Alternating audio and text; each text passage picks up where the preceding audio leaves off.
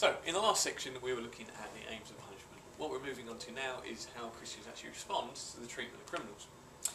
Although Christians believe people should be punished appropriately for the crimes they've committed, they also think criminals should be forgiven for their wrongdoings and be restored to society after they have been punished.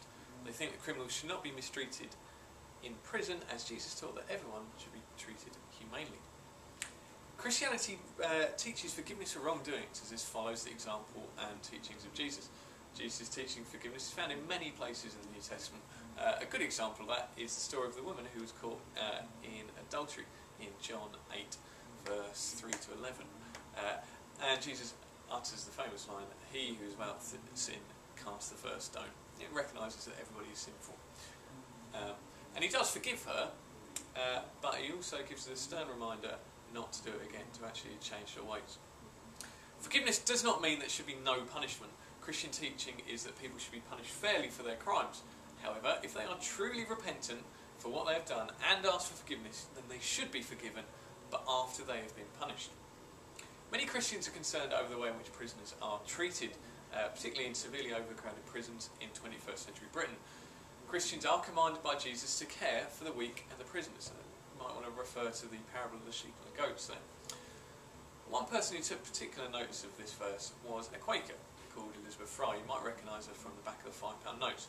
She worked to improve prison conditions in the 19th century. She was around from 1780 to 1845. And this work is continued today by the Howard League for Penal Reform. Many Christians work with prisoners to help them lead better lives when they leave prison. They also visit them in prison in according with the teachings of the parable of the sheep and the goats, which is one I mentioned a little bit earlier, which is Matthew 25, verse 31 to 46. So, key people from this: Jesus, obviously, taught that sin is wrong, but God will forgive those who truly repent. A guy called John Howard, who's a man who helped reform prisons, but particularly Elizabeth Fry, a Quaker who devoted her life to making prisons a better place where people could have dignity and perhaps learn a trade.